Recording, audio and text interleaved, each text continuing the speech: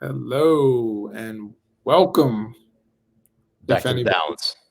What's happening with you? yeah, How welcome you doing, here. Jason? Great. I'm doing excellent. Dude, this weekend was wild football wise. Yeah. As you can tell, I'm wearing my threads right now.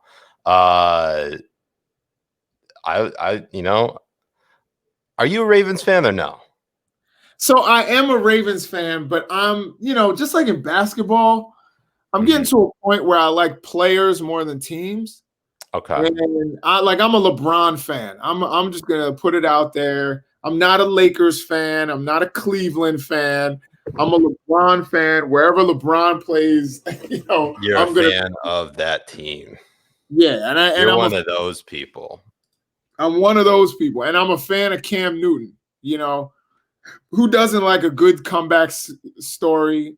I've always liked him. And he always seems to like be down and out and people doubting him or people saying bad things about him, and he seems to make it back. And this season is no different. So I'm glad that they've strung together some wins. With a few lucky bounces, they would be 6-3 right now. Maybe even 7-2. You know what I mean? Like, Yeah, I keep thinking of the Pats Seattle game. They were so close to beating them. They were like it was a 35-30 game and Cam was driving them down. And it was just like a bad play call at the end. yeah, With having him run it straight up instead of setting it up for a pass, then possibly scrambling it up for a touchdown. yeah. Um, that became too predictable. Then of course you have the fumble in the final drive of the Buffalo Bills game. Mhm. Um, so they could potentially be what there's 4-5 now. Yeah, Yeah, 6-3. yeah. I don't know if there's any other games that maybe I mean the KC game they were competitive until like the fourth quarter when I think the Chiefs sort of took over, but like they had a very good defensive game plan. I think it's also like, you also have to think um COVID. So Yeah, completely wrecked this team. I'm so yeah, mad about it. Cam got knocked out of one game because of COVID. Yeah, Stephon Gilmore as well, but he's, obviously Cam is probably a little bit more impactful. yeah. So Cam sits. You have Jarrett Stidham. He doesn't have a great game. And Brian Hoyer. Don't forget those. Oh, Brian Hoyer. My bad. It wasn't Stidham. It was Hoyer. Hoyer's a solid quarterback. I'm not Yeah. like. I think it's not like, oh my God, Hoyer's in there. Like he's not. He's a solid quarterback, but like he doesn't have a great game. And then you put the next week, Cam is cold. He Yeah. goes No in a practice. terrible game. You know what I mean? Plays terribly. No practice whatsoever. And Drives me nuts. let me just say, New England fans are the most irritating people in the world. That's why I It's always hated true. the Patriots. I So am an irritating. irritating person to many. I mean, the way they've been coming down on Cam and Belichick is crazy. You know Oh, what I mean? they're completely unforgivable in the sense that they can't give him the benefit of the doubt. Like they're like fire Belichick right now, and trade Cam Newton or release him.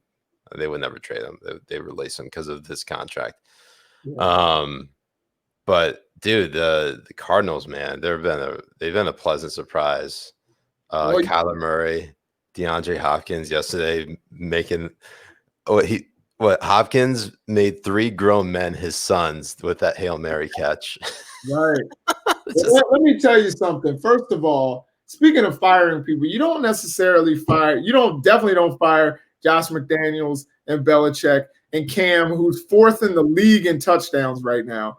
Or maybe he might be third. I don't know, but he's high up there. let's look at the stats. We're starting letting all the audience file in as we talk a little bit about football before we get into the good stuff. But you So welcome.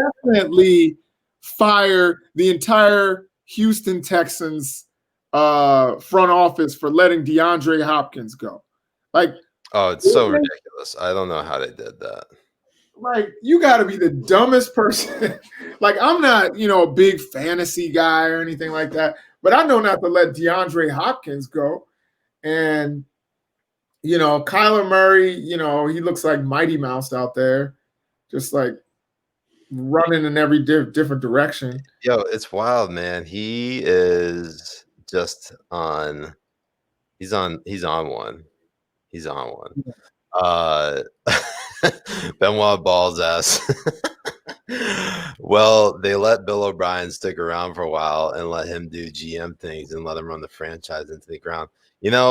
This is, and he says hilarity from the Texans.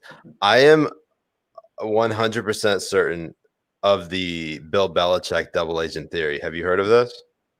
No, what's that? The Bill Belichick double agent theory is basically a theory where Belichick sends his proteges and his players to other teams to destroy them from the inside. And if you remember, Bill O'Brien was one of the coordinators for the Pats back earlier this decade. And then when he became the coach of the Texans, as you could tell, he's run that franchise into the ground. Not working with Brian Flores, though. Well, I think because I think Brian Flores is a wait and see situation. So, I mean, they're playing thus far, and but also there's a good chance. Wow, and they overperformed last season because I thought they were going to I didn't think they were going to win a game. I thought they were going to be the Jets. But I'm looking at Cam Newton's stats right now. He is 10 touchdowns. So like his passing numbers are subpar, but his rushing numbers are amazing. Let's see here. So his passing numbers, 1,500 yards passing, only 3 touchdowns thrown, 7 interceptions. But his rushing numbers, I'm trying to pull that up right now. I think he has 10 touchdowns. Yeah, he's got a lot of touchdowns rushing. He's actually at and I've been taking note of this just because he's 2 away from 69 career rushing touchdowns. Let's see. New England rushing. Okay. He has 9 rushing touchdowns. He has already surpassed all but 2 seasons rushing in touchdowns than he did with Carolina. So his first season in Carolina, he had 14 rushing touchdowns. His 5th season in Carolina, 10 rushing touchdowns. He's on pace probably to break both of those. I think now that Myers is kind of stepping up, he has a receiver to throw to. Jacoby Myers he's definitely on the up and up for sure. Yeah. I think you're gonna see him probably, and he's not turning the ball over. You know what I mean? Like I know that 7 interceptions, that was all front loaded. You know what I mean? Like he turned the ball over in the last couple of games. I think it was the game against the Niners. I think he threw maybe 3 picks. Yeah. 2 or 3 picks. It was bad. I mean, that was an overall bad game. And that was, I think, their second game after or maybe their first game. No, their first game after having COVID was against Denver, and then it was the 49ers. So they really had a learning curve right there. I think Cam is they're a downhill rushing team. Cam is a game manager now. And in the red zone, they're not bad. Like I was looking at statistics, people are like, Cam is terrible.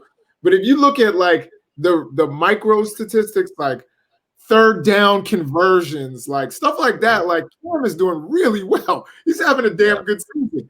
What was most impressive about the Pats win Sunday night against the Ravens is that you're going up against the reigning NFL regular season MVP, a previously 14-2 Ravens team that got bounced by the Titans in the AFC divisional.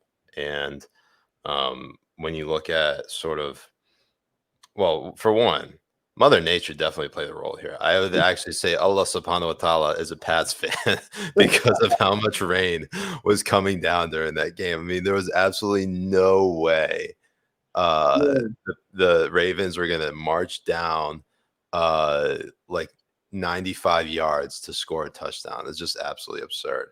yeah. Um, but yeah, that was such like ever since that AFC divisional game, like the Ravens haven't really looked like their invincible selves since. And they've lost to the Steelers this season. That should have been a win for them. And the Steelers are looking unstoppable for some reason. I Which don't know is what. so weird. I don't get it. Like, I mean, and you know, they have a bunch of receivers that I thought they just had Juju, and now they've got like a bunch of receivers that have stepped up. Yeah, I'm never a it's a weird bedrock season. fan. It's Like, a weird season. yeah. Anyways, welcome to the balance. I'm Siraj Hashmi. Oh, I'm Dr. Jason Nichols. If you haven't already, follow the channel, subscribe. You can see all of our Instagram, Twitter, YouTube stuff at the bottom of the ticker. And we really want to get into some of the news this past weekend. There was a lot of going on. I don't know how to best describe this, but the Million MAGA March happened over the weekend, and that took place in DC. It was obviously a pro-Trump protest, protesting the results of the 2020 presidential election. And it was a largely peaceful protest. I'm not sure how many people actually showed up, but there's definitely short a million people, um, Sure. just based on how you look at the images.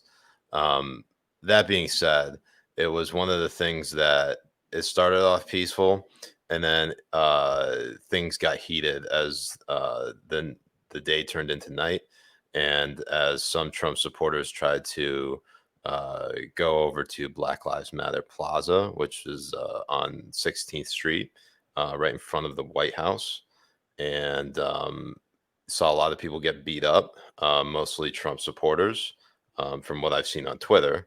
I don't know what you've seen, Jason. It sounds like, I mean, this is one of the things where, um, oh shit, this is hilarious. I love that we get a chat right in the middle of this because now we get stuff like immediate updates. And we'll get to this in a bit, but um, getting to the Million MAGA March, what were some of your immediate impressions and how it was sort of carried out? Well, you know, I think the most frustrating thing is like people like you and me have to live in this area, and here they are, these people coming from all over the country with no masks, walking around our area, potentially putting us in a position where we have to lock down again. You know what I mean? Like, I hope we don't, but I'm saying like, and they have a right to protest. They don't necessarily have a right to, ruin the public health in the Washington, D.C. area by running around without masks. Mm-hmm. So that was my one frustration. Like, I'm 100% okay with them marching. I think it was funny to watch on Twitter and on social media. They'd be like, see, no violence. And I was like, yeah, at 2 p.m. Like, you know what I mean? Like, when did you ever see any rioting in the middle of the daytime? Like, Yeah. that never happened. So I knew there was going to be violence at night. I knew there was going to be Proud Boys and all of them who were looking for a fight. I knew there would be people who were going to say, no, this is our city. You're not going to come into our city where we live and, come and defile Black Lives Matter Plaza. So I knew that they would find the fight they were looking for. And that's what happened. And, I think a lot of the media making it seem like this innocent person, like they show this one guy get knocked out. When you watch the whole video, that guy started the fight. Like, he came over, somebody had a bullhorn and was saying something. He came over, tried to snatch the bullhorn, pushed the guy on the ground, and that's when the crowd started messing with him. And somebody came up behind him and put him to sleep. Mm-hmm. Like, it was all bad because it wasn't. But of course, the stuff that you see on Twitter is. Yeah. I mean, like, the thing is, I think you and I both know that the violence that was happening in DC, look, it could have been a lot worse, and I'm actually surprised it's not. It wasn't a lot worse. You're going to get this sort of stuff. You're going to get the scuffles. You're going to get people, instigators on both sides. And look, I think with Charlottesville, still like in the back of most people's minds, DC police, I think acted. I think some of the stuff was they acted a little bit too late. I remember seeing a video of, and I think Julio Rosas, who I used to work at the Examiner, is now over at townhall.com. He's very good on this stuff. He actually he covers this stuff basically for his full-time beat with Town Hall is covering these type of riots and protests, particularly though when it turns into riots. And let me just pull up. I'll share my screen with you guys. Give me 1 second here. But basically, there was the Capitol. I think it's the Capitol Hilton. There were threats of basically protesters who are going to try to enter that Hilton hotel, and the cops just rushed in trying to stop it. And I don't know where he had a video, but it looked absolutely nuts. Just the nuttiest type of. I mean, like I work like a block away from there. Obviously pre-COVID. I don't ever really go into the office nowadays, anyways. But this is one of those things where you're like, I used to walk there like every day, and it's just kind of surreal when you think about it.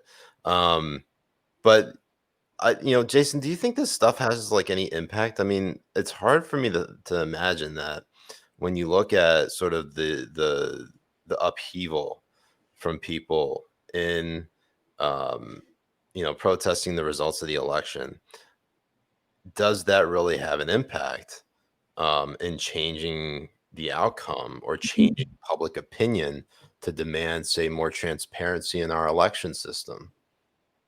No, I don't think it has an impact. As I was saying, as I've said to you a million times, and I know, our audience of 7 people is getting really probably tired of me saying it. Please don't go down to 5 people. We want to keep you.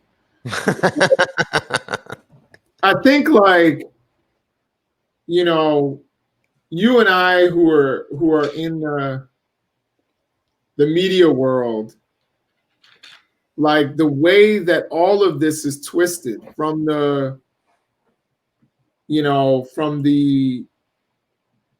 protest or whatever you call it, it makes it look legitimate, and then it makes it look like the left is completely insane and intolerant.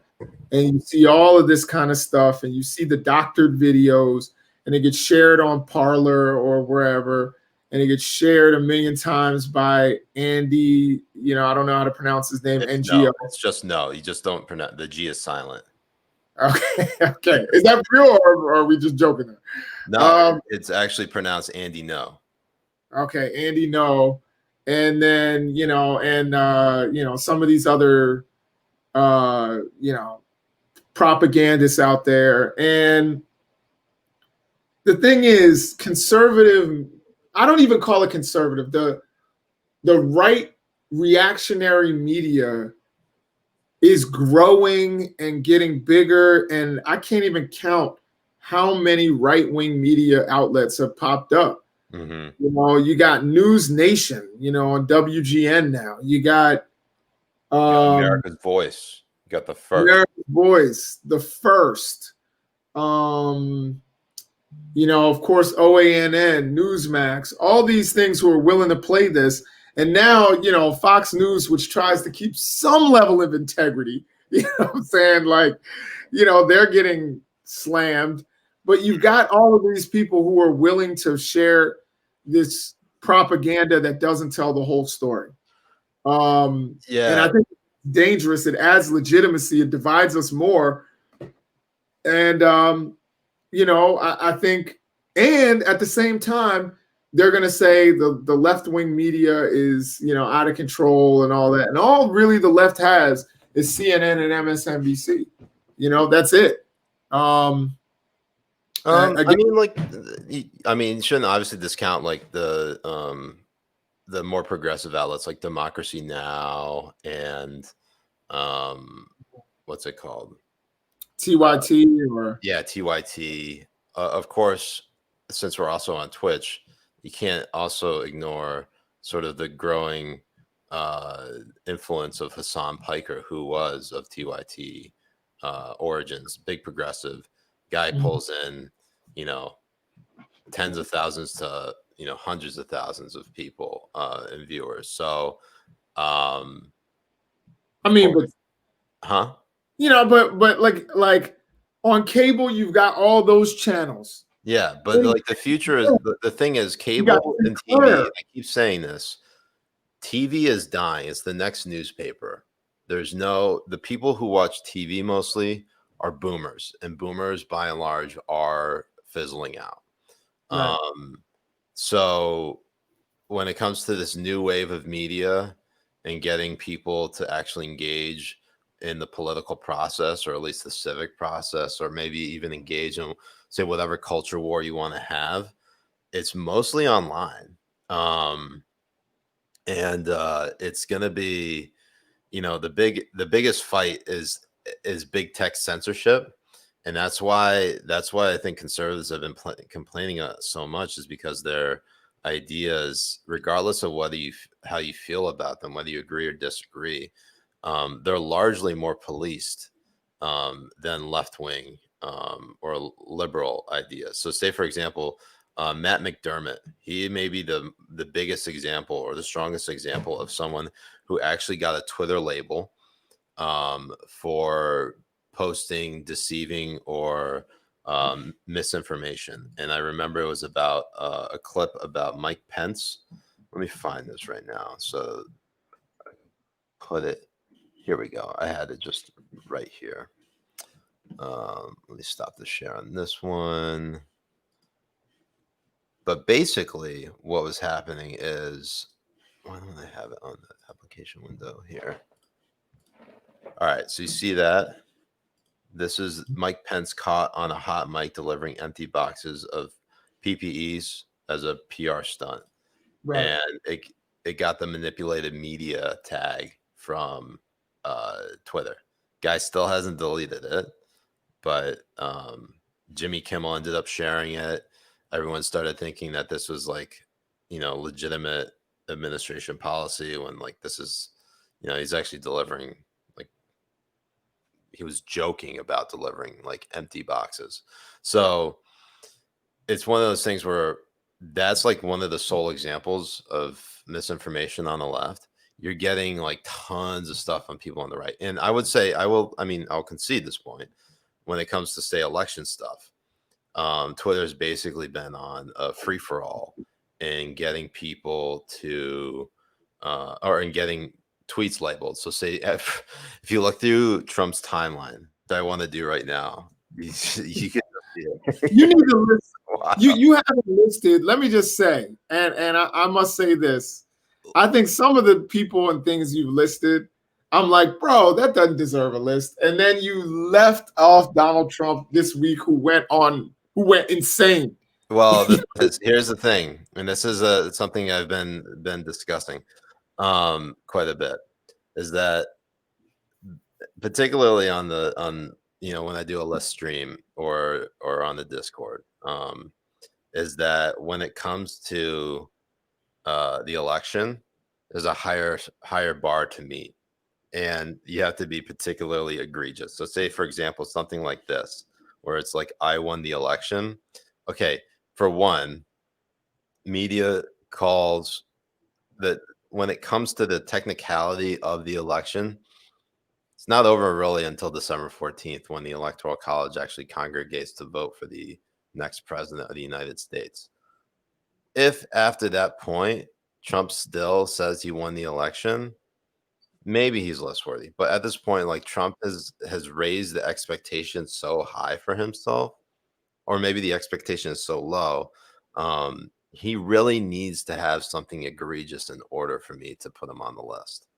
So it's not so much about like if it's like a policy debate, that's not list worthy.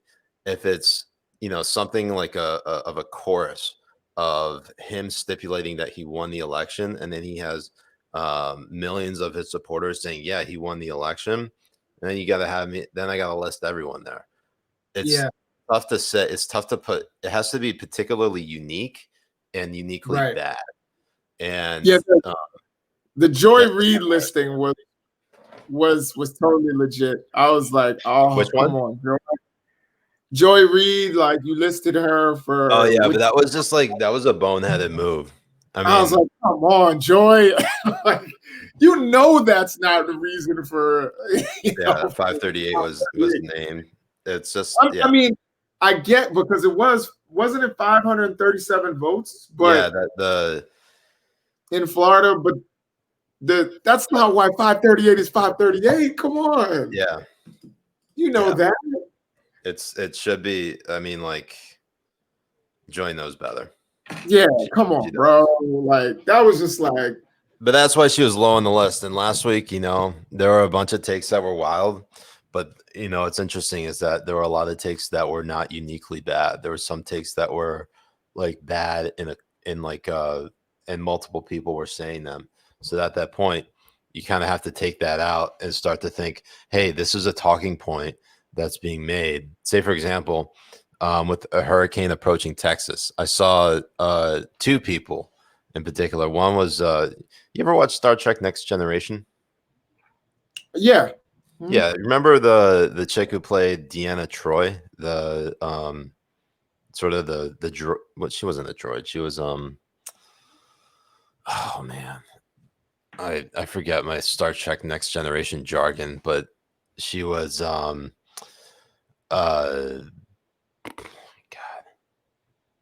God.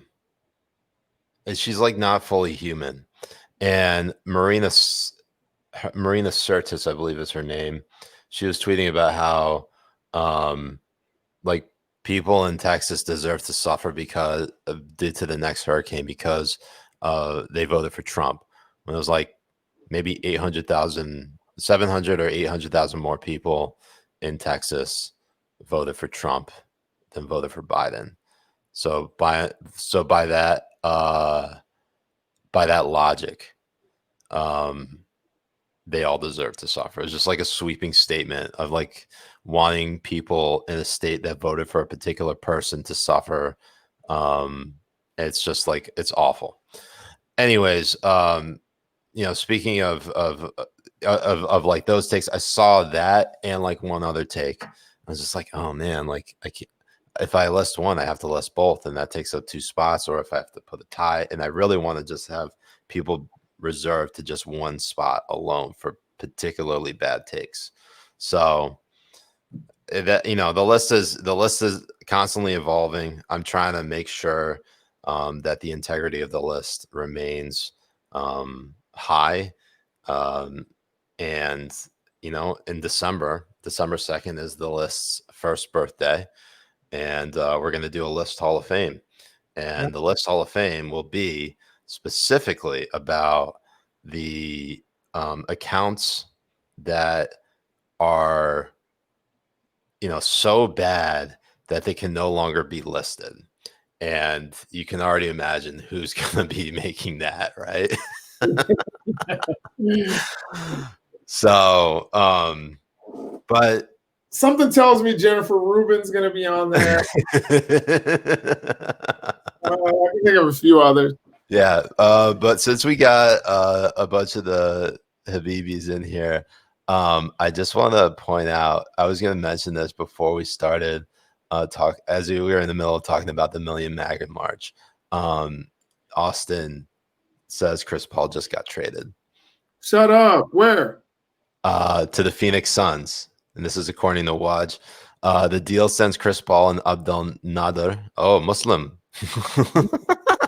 to the Suns for Kelly Oubre, Ricky Rubio, Ty Jerome, Jalen Lecque, and a 2022 first round pick. Sources tell ESPN.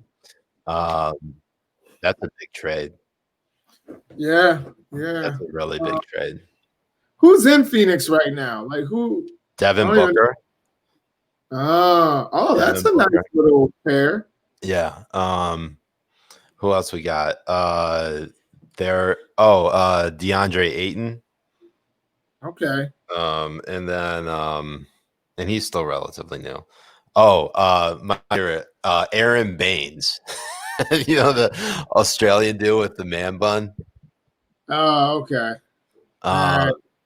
Like they were perfect in the bubble. I think they went 8-0, but still missed the playoffs because of how Portland, I think, and Memphis knocked them out just because they still got like one or more wins than the Suns. It's tough. It sucks to see that because they're actually a very fun team to watch in the bubble. Yeah, Chris Paul. How long has he been in the league? He's been in the league since 2005, so 15 years. He's definitely he's like what 35, 36. Okay, you know these players. That's one thing I will say. They're taking really good care of their bodies because these dudes are going like. I remember a good NBA career was like 13 years. You know what I mean? Yeah. And I mean, now, even in the NFL, like the players are lasting longer. But I mean, the NFL, what do they call it? It's the other name for it is not for long. So yeah, it's if you're a running back, you definitely have a better chance of I think like the average playing career in the NFL is like 6 years, or maybe even 3 years for some players. I don't know. 3. It's more like 3. Yeah. Because it takes. I think for running backs, it might be a little bit higher, but. And that's intentional because I think it's 4 years you have to play before you're eligible for a pension. So when they see you're a bubble player and you've been in the leagues playing special teams for 3 years, you're gonna get cut. You know what I mean? Yeah. They're gonna pull some other undrafted college guy in it or some draft pick. So, what else happened this weekend? I did see a report this morning that both Mitch McConnell and Nancy Pelosi haven't had any talks with respect to an aid package on coronavirus, and we're seeing cases go up. And now we're even talking about like canceling Christmas, but like not canceling in the way of like people can't celebrate religiously, but most specifically in the way that you can get together with your family. And I think there's going to be a lot of tension going around. I think people are going to be protesting still into the winter months. Even if it's about Christmas, I don't know. It's just going to, you and I, we talked about this, I think, with the Maxes over at Roca News. And we were talking about how we are looking through the glass right now. And this is right before the media outlets project that Biden will win the presidential election, and that there's really no turning back. This is just the time we're going to have to deal with sort of this stuff of like, constant culture wars, constant outrage on social media, Twitter sort of dictating the discourse that we're having. And Biden would not actually bring us to like a normal. Yeah. Well, I think there's a big segment of our society. And now there's a corporate interest in keeping that segment angry, particularly going into 2022. So it's going to be. I hope that we don't have a bunch of protests, and I'm looking at protests leading up to Christmas rather than the typical Santa watch on the news. You know what I mean? And I'm hoping we can, Christmas is one area where we can have some semblance of normalcy, even if we can't necessarily be with all our family members and Yeah. friends. And it can be, you know, virtual, you know what I mean? Like, you know, we can all Zoom with our family members and things like that. Yeah, I mean, like the thing is, you know, people are particularly, I think, just exhausted of all of this, and I mean, they're well within their. I think everyone is perfectly well within their right to be exhausted of all of this. How many cases have there been in the United States so far of COVID? Over a 11 million? million, right? It's Huh? 11. I think we're at 11 million, and there have been a million more in the last 6 days. And I can tell you it's being underreported. You know what I mean? There are more cases. Yeah, 11.1 million. And I think there's even more deaths than I think all of that is being underreported. Um, you know, deaths that are related to COVID. Mm-hmm.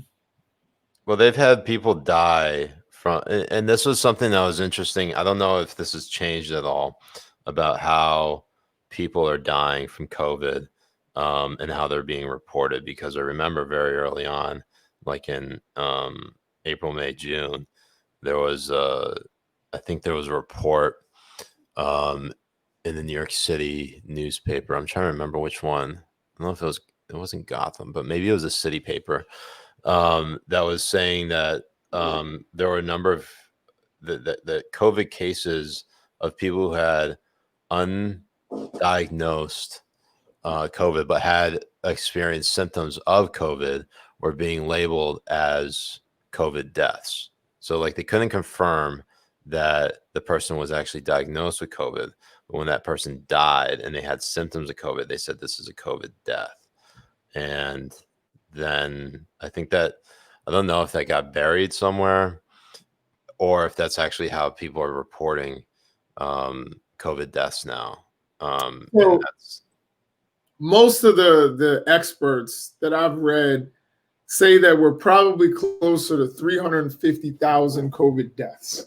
300 to 350,000 COVID deaths. Because they're being underreported because, you know, particularly on the front end where we didn't have a whole lot of testing.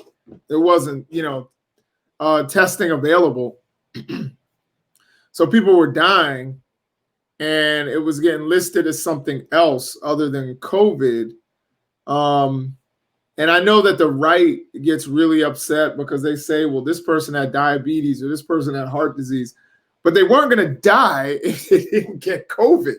I think the Those thing are manageable is, diseases. it's like a split on the right in terms of people who are taking the COVID pandemic seriously. Because I've seen people who are, you know, very reasonably minded, taking this seriously, and then like the usual suspects, like the Charlie Kirks, the Benny Johnsons, the you know, some of the even further right people like the Alex Joneses and the you know, you have the Alex Berenson, Tucker Carlson's, the um, people who specifically they find a reason to doubt almost everything. Yeah. They look at COVID and they think to themselves that, you know, this is all made up. This is something that doesn't have a like, it's not actually a deadly virus. It is something designed to destroy President Trump. And like, if you listen to them for long enough, you probably would start to believe it too, because Right. it's you know, that's how messaging works sometimes. It's like you say, you know, what is that George Costanza line? It's like, it's not a lie if you believe it. It's one of those things where, you know, people So have gotten wrecked by it, and some people, younger people, definitely don't have it as bad. Of course, when Trump got it in October, you know, there are people who are like wishing death on him. I was obviously like one of those people who were like really terrified, thinking that if Trump died, um, this would get like, things would just get crazier and crazier. I mean, thankfully he recovered, but it was one of those things where, like, why would you wish death on the president? That's such a horrible, horrible way to think. On top of it just being horrible politics, because um, the idea of like Trump dying, a president of the United States dying in office, is just terrible for the country. It's a national security risk, and it's you're pretty much a horrible human being if you think that. So Well, I think there are a lot of national security risks right now. I don't wish death on anybody because, like Big said, there's no coming back from that. right. So I don't wish death on anybody. Or even worse, I don't wish illness on anybody. You know what I mean? Because I've seen people get sick. I've had members of my family get sick, and there's nothing worse than illness. Even death sometimes is better than illness. So I don't wish that, on anybody. Even if I hate your freaking guts. But I'm looking here at a study. It was released in the in JAMA, the Journal of American what does JAMA stand for? Whatever. You know what JAMA is. It's the big medical journal. Oh, Journal Jambla? No, it's JAMA. Like Jamba Juice? I remember my dad my dad used to get JAMA and the New England Journal of Medicine. Oh, JAMA, not Jamba. JAMA. Yeah, the Journal of American Medical Association. There we go. So anyway, they have a study that says that, and this is from mid-October when we had about 150,000 deaths. They said that was, they determined in a peer-reviewed study that was published in JAMA that there were about 75,000 additional deaths at that time. Mm-hmm. So now we've had a spike. And people we've had a spike in the last like 2 weeks of COVID cases. This study was, is like I said, at a time when we were at 150,000 deaths. Yeah. Well, we've got 100,000 on the record since then. So we're looking. Sorry, I just got to pull this up because we're trying to figure out JAMA. I'm a lawyer, says JAMA, Journal of the American Man Boy Love Association. You gotta admit, I have to admit, that's what when I said Jambla, I was like, oh god, it sounds like Nambla. What was it? Oh man. Sorry to cut you off. Everybody remembers Married with Children when they had their organization, which was called No Ma'am. No Ma'am? Yeah, it was like, what did No Ma'am stand for? If anybody remembers, it was like a men's association, and it was called No Ma'am. I'm gonna look it up. Oh man, yeah, what was that? It's the National Organization of Men Against Amazonian Masterhood / numb old men anxiously awaiting morticians. Yeah. Yeah. So anyway, so I think that the deaths, according to the experts, are being underreported, not overreported. And again, the people that die who have the pre-existing conditions, a lot of times those deaths, these are people who have diseases that can be fatal, but oftentimes are manageable, like diabetes. You can manage with diabetes. Yeah. But also asthma as well. Like asthma, my wife and my brother, they both have asthma. I'm terrified for them, and hoping that they don't get it. And the thing is, like, my wife is very out and about because she works. She's an attorney, so she's meeting with people. She's had people that she's worked with that got COVID. Thankfully, she has not. She hasn't experienced any symptoms.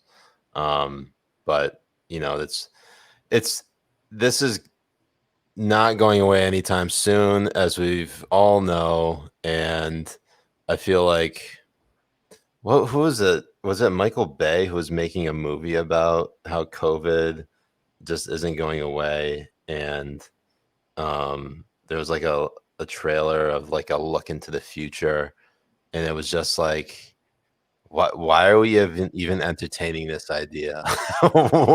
By that time, like if it's like 4 years down the road where we still have COVID, how is it possible that not all of us just have COVID?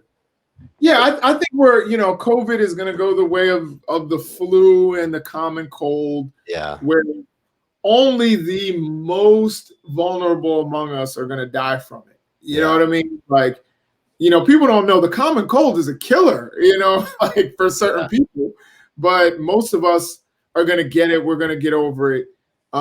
Same thing with, the flu obviously is still a deadly disease, but, it'll go to like, 10 to 20,000 deaths instead of yeah. 300,000, I mean, the real reason we're in all lockdowns is because we just don't have a vaccine. Once we have a Right. vaccine, people are going to get it, and there are going to be some people who obviously don't get it because anti-vax, the anti-vax movement is a real thing, and um, it's actually growing probably on both sides of the aisle. I think it was largely considered a left-wing movement where people didn't trust vaccines, but now it's people on the right who don't trust vaccines because I think, interestingly enough, this is where the horseshoe theory kicks in, and that Yeah. they actually agree with each other that the federal government is going to like implant them with a chip. And maybe they are, but at this point, like given how big government is right now, how do you know they don't already have a chip implanted in you already? Yeah. I And, mean, and I don't think, I think that, some people they believe in vaccines because there's levels of all of it. I mhm, know there are some people who believe in vaccines, but think that the vaccine schedule needs to be re-examined. yeah, That sometimes, uh, we give too much of something or too little of another, or, that can have adverse effects. mhm, I'm not against looking at something, but vaccines save lives. Let's just keep it real. yeah, And in terms of COVID, once we have a vaccine and a widespread, universally accepted treatment for somebody who's infected, regardless of their pre-existing conditions, I think COVID will be the flu. Where only the really, really, really, really vulnerable people will die. Other yeah, people will get sick, and they won't get pneumonia or anything like that, and they'll recover. yeah. We'll take a few questions. I think we got about 15 minutes, about 13 minutes left. Really want to ask you though, before we get while we let people ask questions, the Habibis, of course, and obviously sub to the channel, follow us on Twitter and Instagram. Our handles are below. And you can subscribe to our YouTube channel as well. I'll be posting this up on YouTube later. But for one, just kind of getting back to the presidential election, because there's obviously, we're waiting on states to sort of certify their vote and for the state legislatures to nominate their electors. Um, do you think, and I feel like I can imagine exactly what your take on this will be, but is there like a concern in the back of your mind that, this is, since we're in 2020, that anything could change with respect to the results of this election? Like, is there like a 1 in a million chance that Trump actually comes out on top and wins this election? I don't think there's no way he won the election. Mhm. Is So there a way that they can essentially steal it? Anything's possible. You know what I'm saying? Like, and I certainly don't put it past the character of the Trump folks.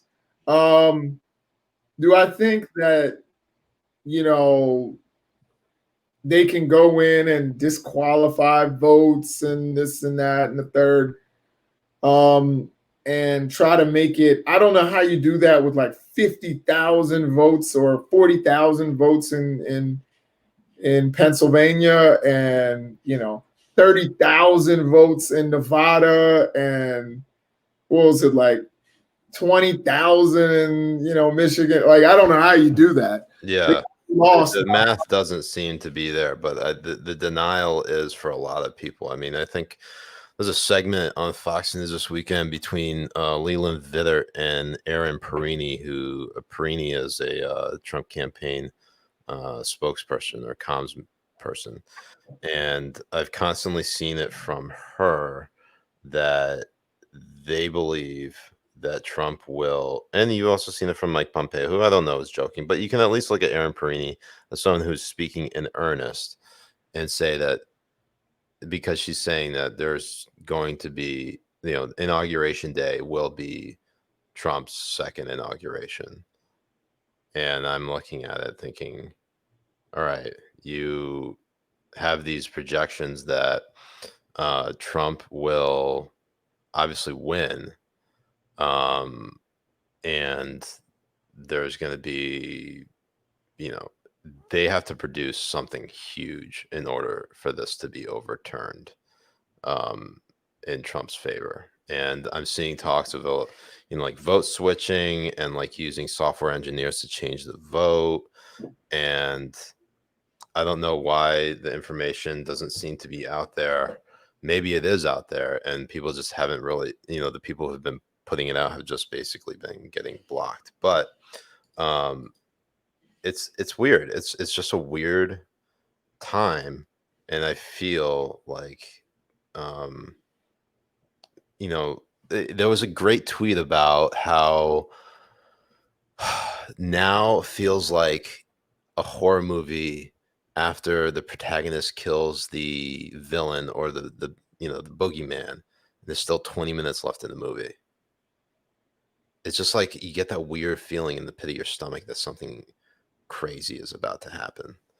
And it's really just a gut instinct that, given everything we've seen this year, I can't really fully trust what's currently the current narrative right now. And that's just, it's not based on, not based on like any information, just based on like gut feeling.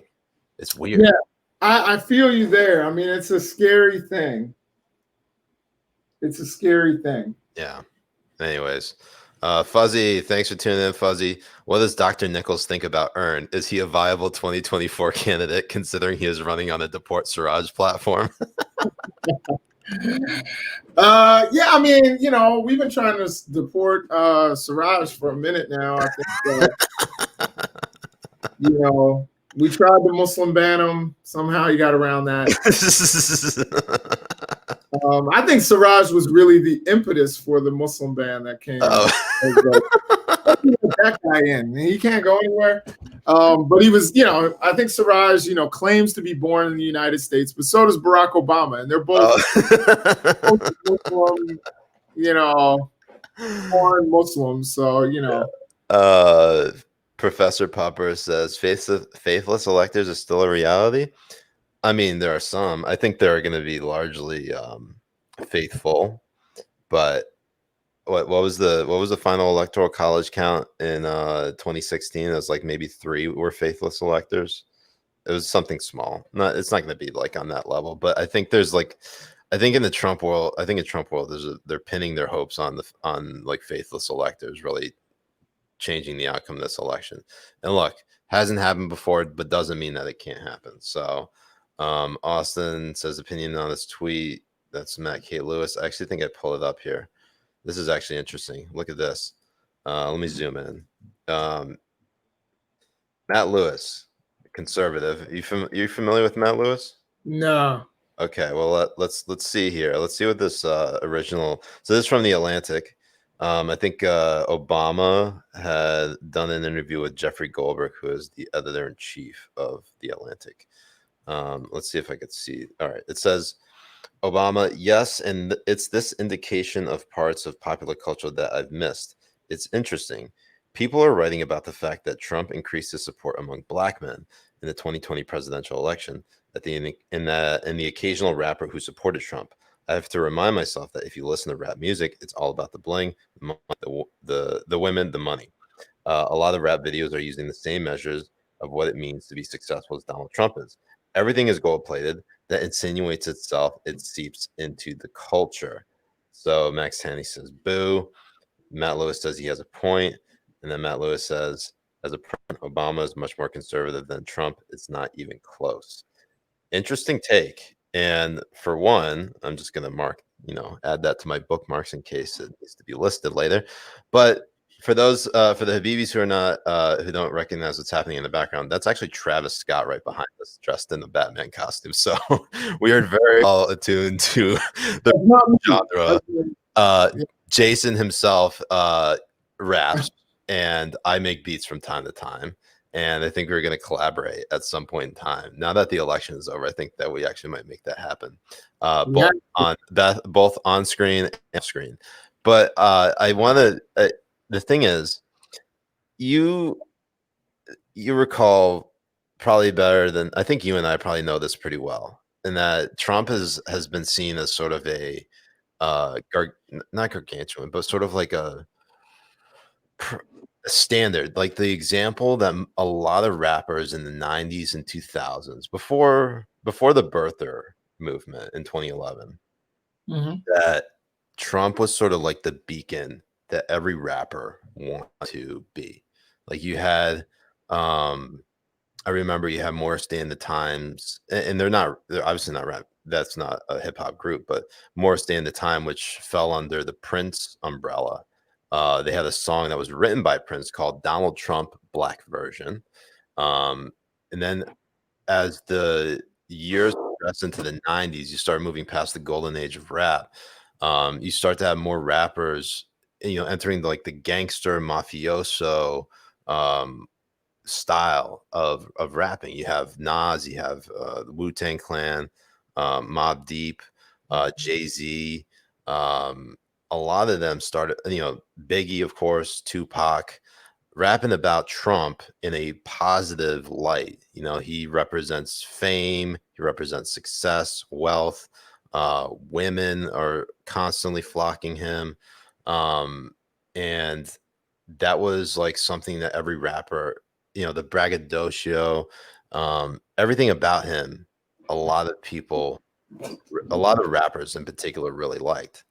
And that changed when obviously the birther controversy came forward, and then he started running for president. So like, it's interesting to see, particularly before the 2020 election, you have rappers like 50 Cent, Lil Wayne, and Lil Pump come out in support of Trump.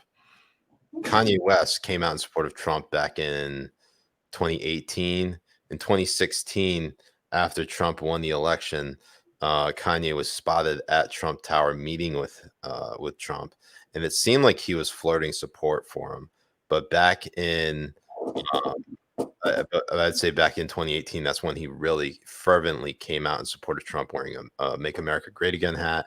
And then later I think that was in April 2018. And then in October 2018, he went to the White House and sat in the Oval Office with Trump. So that was a wild moment for hip hop. And Jason, when you look at this stuff, and when you look at sort of how Obama's take is on all of this, did Trump's support really go up among black men because of rappers endorsing Trump? No, and actually, I wrote about this in Roca News. Oh yes, tell me. I want to hear it. Last week, or was it last week or one of those weeks? But I wrote about a piece about this. I'm not. So first of all, let's start by saying that people, Donald Trump was held up as an example of, gaudy, opulent capitalism. Mm-hmm. You know what I mean? and branding. For sure, absolutely. You couldn't say Bill Gates, because Bill Gates wears mom jeans and he's a nerd. Yeah, he's a nerd. You know what I mean? Whereas Trump was limousines and big signs and Manhattan and skyscrapers with his name. Large ladies man. Ladies man. So that's why hip hop liked Donald Trump, and Donald Trump, who apparently hated the music but loved the gaudiness of it. What's wild to me though is that, maybe it wasn't and maybe because we weren't in an age of social media back then, but a lot of the praise for Trump from the rap community and hip hop community came after his ad that he put in about the Central Park Five in the newspaper. Remember? That was like what, in the late 80s, maybe 1987? Right. Yeah, no, and if you ever also get a chance, also on Roca News on YouTube, if you want to look, I interviewed one of the people who was implicated in the Central Park Five case. The person that is actually the forgotten person, the forgotten member. Here, I'm gonna pull that up right now and share a link in the comments. But yeah, keep going and Yeah. tell me. So I think, like, there were a lot of things that people were able to kind of look beyond and look past.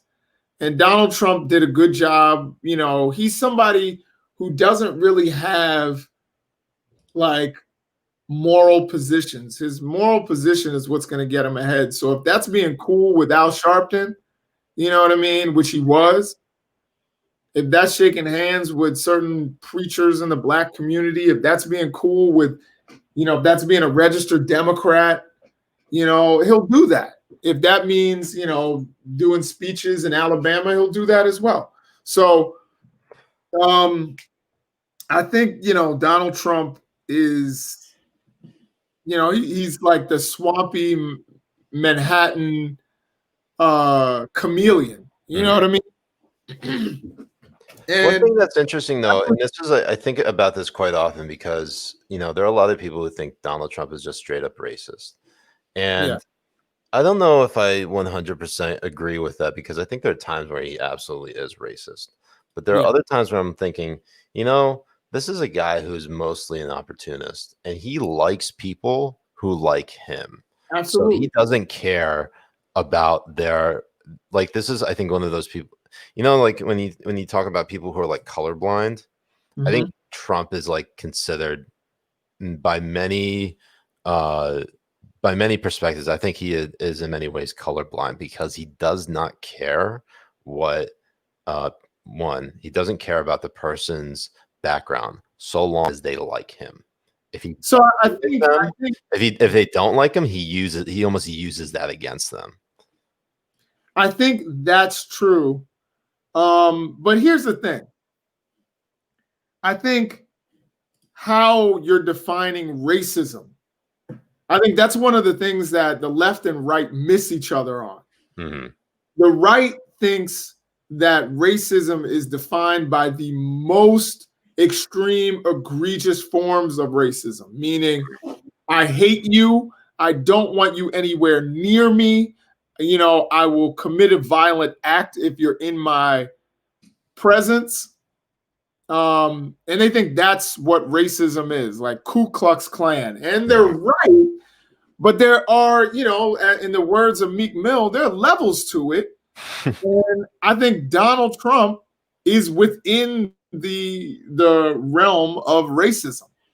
I think there's liberal racism. There's, there's absolutely. I mean, I think people often discount Joe Biden's racism from the 70s, 80s, and 90s. And the only way that's kind of been erased is because he was Barack Obama's vice president. Right. Now, I think that puts him, just because he's willing to do that, that puts him at a different level than Donald Trump. I don't think Donald Trump would ever for sure. For a black man. I don't think Donald Trump will work for anybody, but definitely not a black man. And I think Donald Trump doesn't have to work for anyone because and I think Donald Trump says, the things that he's accused of saying, he said it all. I'm convinced. People are like, well, Michael Cohen said he said that. I mean, who would you trust? Michael Cohen is the guy who spent a whole lot of time around this guy. Yeah. I'm actually surprised that that during the election that there was obviously rumors about this N-word take from Trump. I'm really surprised it didn't drop. I Yeah. thought for sure that was going to drop. But I also think, for a lot of people who already hate Trump, it wouldn't change their opinion of him. And for a lot of people who love Trump, it wouldn't change their opinion of him. It was really going to be targeting the independent voters. And I think the way that, the polls were going, the polls were showing Biden ahead in a lot of these states is that maybe, how like that saying, no good deed goes unpunished, like, or what was it, if you try to run up the score, sometimes it comes back to bite you in the ass. And I think maybe the calculus and the minds of many Trump critics and Democrats was that, if they really try to bury Trump and they act like they are way ahead or even go further ahead in the polls, that they actually will lose because in many ways, polling, or public polling, I should say, is a form of voter suppression. Because and the reason why that I say that is because when it comes to, if you really trust polls and you see that a particular candidate is ahead by so much, why would you even bother go voting for them? Or why would So you know, it works in some ways. Psychologically, it does work like that. I want to ask you another question. Mm-hmm. And this is a question, I had a conversation with my family about this. I have an opinion on it, but I want to ask you. And that is, many people are saying that Donald Trump has committed crimes that are punishable by arrest and prison. If it is indisputable fact that Donald Trump has committed crimes, what do you do if you are the Southern District of New York, or if you're the Department of Justice, once he's out of office and he's a private citizen? What do you do? And if you're Joe Biden, do you pardon him, or do you actually potentially indict and arrest Donald Trump, an ex-president? It's a very good question because, when it comes to prosecuting a former president of the United States, that's huge. That actually probably takes the most of the oxygen away from a potential Biden administration. That is a distraction that maybe America could not afford. Right. I think the best way to try to get Trump to, if Trump indeed does lose this election, like if it's by December 14th, the Electoral College has voted and they found that Joe Biden has won a majority of the 538 Electoral College votes, meaning he gets past the 270 threshold officially, you ensure by all means that Donald Trump never runs for president again. I don't know if that means you have to prosecute him. I think they're going to try means that are a little less overt. I think there's going to be probably ramifications for Trump, that if he does run, they're going to go after his kids. And I'm sure if they look, no person wants to. I'm not a father, but I'm sure if I were, I would never want anyone to come after my kids. And I think Trump is the same way. I don't think he wants anyone to come after his kids, particularly Ivanka, but also Don Jr. and Eric, who have been running the Trump organization. And it's look, prosecuting the president of the United States is not good for the country. I mean, look what happened in places like Brazil and Pakistan, places where you've had that sort of political upheaval, in that a former head of state either had to be impeached or resigned or kicked out of office. It's not good. It causes too much turmoil.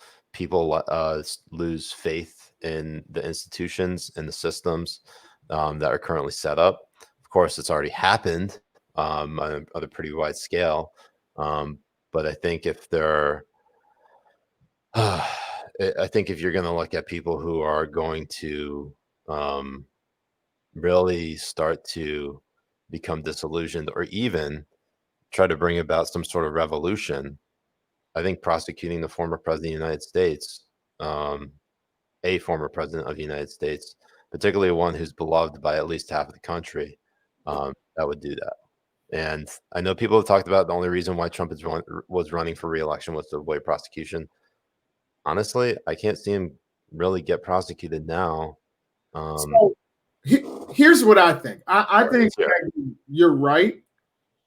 I think you can't prosecute him directly or threaten him with jail time.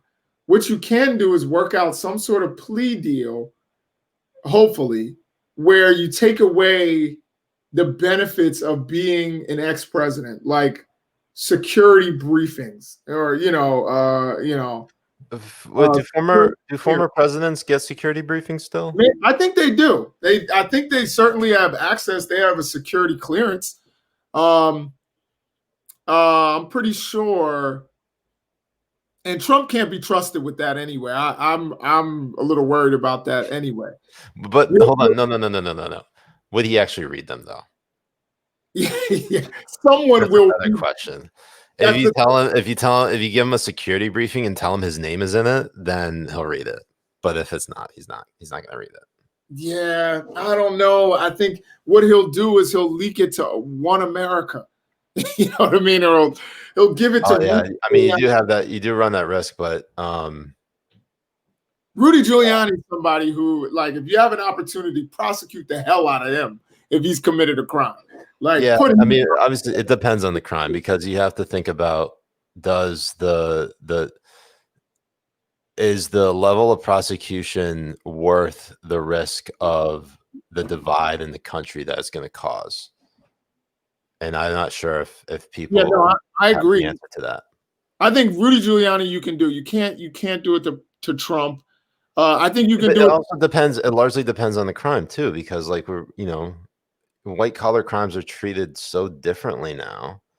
And the weird thing about a Trump presidential win in 2016 is that it opened up his circle to prosecution. You wouldn't have gotten any of those people prosecuted if it weren't for Trump winning.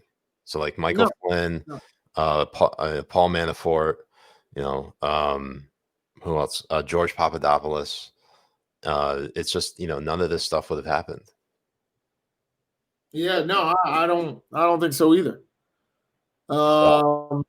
Any parting thoughts before we hop off the stream? I guess the last thought, all the Habibis who are watching, convince. I have a television show. I'm trying to convince Siraj Hashmi to play a role in it. We're filming it right now. Tell him to be in the show. It's scripted. It's not news. It's just acting. And if you want to see Siraj play a douchebag rich guy, which is his role, he's Italian in the show though. He's not Arab or Muslim, but well, I guess I could pass for Italian then. Yeah, so he's please flood him with DMs, flood him with messages, emails, whatever. Tell him you want to see him in the show. The show is called Life and Justice. We're coming. We're gonna start filming the 3rd episode. We need Siraj in it. You know what I'm saying? I'm trying to find the trailer right now so I could share it on the comments. Yeah, we can show you the opening credits. We'll show you the opening credits to it. It's really going to be a good show. Very professional. I think you're going to love it. I'll find it. Yeah. It was a dope trailer. It was a dope. Can I say, hey, I'm walking here? No, But Damn it. you are gonna be. I think your role is perfect. You're gonna, people are gonna love you. They're gonna love to hate you, and I think Perfect. it's gonna be really good. So convince Siraj to come out and to be in the show. It's gonna be Benoit Ball says Siraj appropriating Italian culture. Yeah, I'm basically turning into Scarlett Johansson. Professor Pupper says, please do it or give Earn the cameo. And then Wick G says, my lasagna is not your prom, Jess. You do own an Italian restaurant in it. Just give them. Perfect. How are you guys filming this during COVID? We're trying to do as much distancing as possible. Okay. You know what I mean? I'll be honest, it's not 100% distance. You know what I mean? And we have a COVID waiver, by the way. Yeah. But we try to stay at as much of a distance as we possibly can. But we want to do it. We want to get it out there. And it's filmed out in Western Maryland, so they've almost got herd immunity because nobody goes anywhere. Oh, that's nice. Well, that's good. Well, I'm going to look things over. We will talk about it. So in the meantime, I've been Siraj Hashmi. I'm Dr. Jason Nichols. And this is The Balance. Be sure to subscribe to our Twitch. Follow us on Facebook. No, not Facebook. We don't use Facebook. Follow us on Twitter and Instagram. You can see the links below. And also go to our YouTube page, The Balance with Dr. Jason Nichols and Siraj Hashmi. We'll see you guys. We're going to try to do this more on Mondays anyways. So we'll see you guys next week. Peace.